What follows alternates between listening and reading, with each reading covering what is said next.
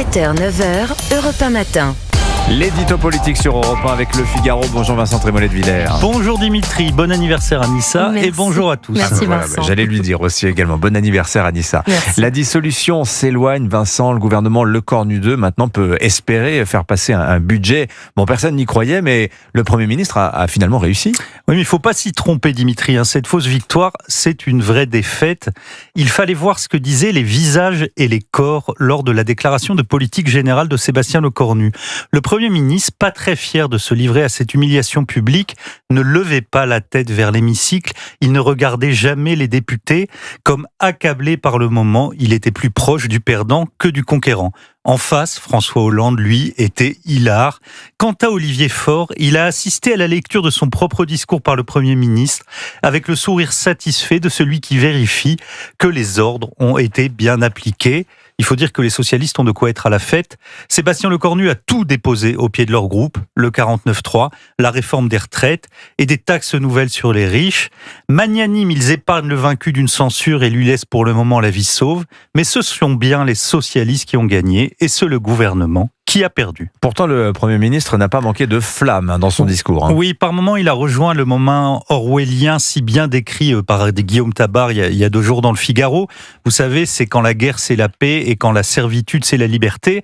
Eh bien là, Sébastien Lecornu a proclamé la suspension, ce n'est pas reculer, ce n'est pas renoncer, mais c'est même avancer. C'était un moment un peu pénible d'entendre le Premier ministre hausser le ton à mesure qu'il baissait pavillon. Sébastien Lecornu a reculé comme un lion. C'est le propre des capitulations de s'accompagner de rodomontades. On a pu entendre aussi dans la bouche du Premier ministre que ceux qui ne suivent pas le gouvernement dans ce renoncement ne sont pas des amis de la France. Laurent Wauquiez a tenu à peu près le même discours sans dire un mot sur les retraites. On avait l'impression que le patron des députés LR, au nom du très saint dogme de la stabilité, était prêt à rejoindre la gauche plurielle sans aucune contrepartie. Donc pour vous, c'est une victoire socialiste sur toute la ligne. Ce sont eux qui guident la politique de l'exécutif. Emmanuel Macron a grandi à l'ombre de François Hollande. Il achève son quinquennat sous les ordres d'Olivier Faure. On a un peu baissé en gamme, mais c'est le même breuvage. Et puis l'abandon de l'unique réforme de ce second mandat, ce n'est qu'un début dimitrien.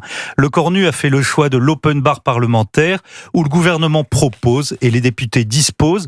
On risque donc de goûter aux cocktails fiscaux les plus relevés.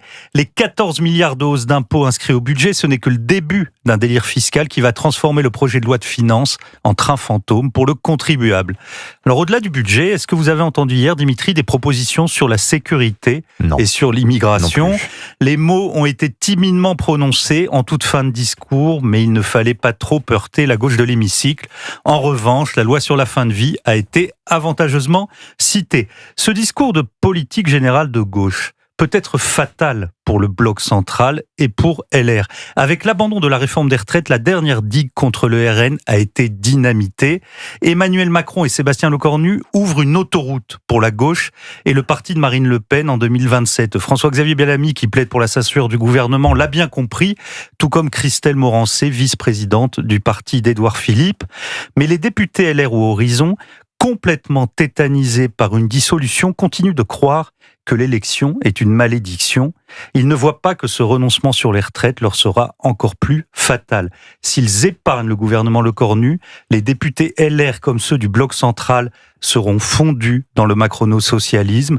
À la fin, ils seront engloutis avec les Machiavel de poche qui confondent duplicité et politique. L'édito politique sur Europe 1. Merci Vincent Trémollet de Villers. Et à la